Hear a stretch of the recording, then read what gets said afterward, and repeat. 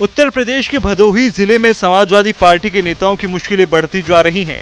हाल ही में सामने आए एक मामले में 2 बार के सपा विधायक जाहिद बेग पर अवैध तरीके से सरकारी कर्मचारियों की मिलीभगत से गढ़ी तालाब को पाट कर आलीशान मकान बनाने का आरोप लगा है। प्रशासन अब इस अवैध निर्माण को गिराने की तैयारी कर रहा है।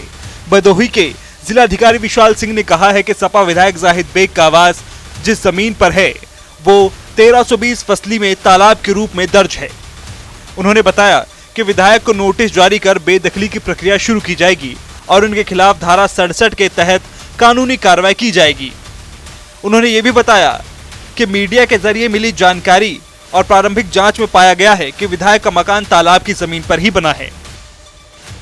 इस विषय में जानकारी एक हफ्ते पहले हमें भी आई थी, मीडिया के ही माध्यम से आई थी कि ऐसा प्रकरण है।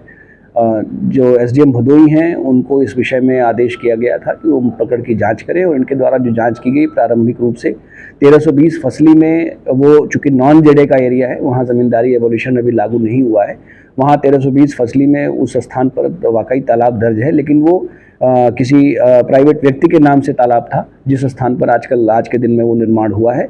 इस विषय में जांच की जा रही है और एसडीएम भदोही द्वारा अवगत कराया गया है। अब तक जो जांच हुई है उसमें पत्रावली प्राप्त करके पुरानी, उसमें विधायक जी के पक्ष की तरफ से आपत्ति लगाने के लिए पत्रावली डेट में थी, उनके वकील आपत्ति लगाएंगे और शीघ्र ही उसमें नाम काटते हुए उस स्थान से और जो अगली प्रक्रिया है धारा 67 की, उसके अंतर्गत उनको बेदखल किया जाएगा और बेदखल करने के बाद उस मकान को हटाया जाएगा। यही प्रक्रिया है।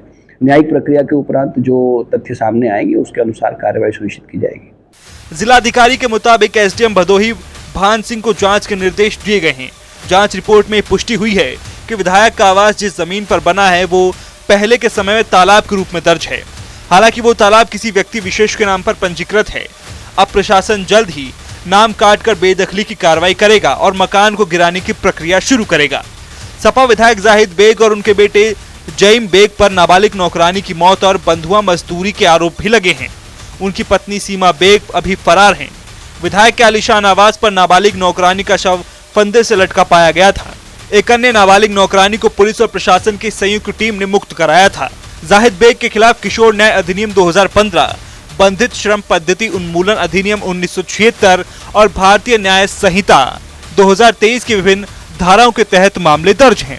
भदोही और ज्ञानपुर कोतवाली में उनके खिलाफ पुलिस कर्मियों के साथ मारपीट और सरकारी काम में बाधा डालने के आरोप भी हैं। इस मामले में प्रशासनिक अमले पर भी सवाल खड़े कर दिए हैं। 2022 में तत्कालीन एसडीएम द्वारा जांच के बाद विधायक का मकान तालाब की जमीन पर पाया गया था और उसे गिराने के आदेश भी दिए गए थे। बावजूद इसके सरकारी कर्मचारियों की मिलीभगत से फाइल को दबा दिया गया। अब सवाल उठ रहा है कि योगी सरकार के भ्रष्टाचार के प्रति जीरो टॉलरेंस की नीति के बावजूद क्या इन कर्मचारियों के खिलाफ कोई दंडात्मक कार्रवाई होगी?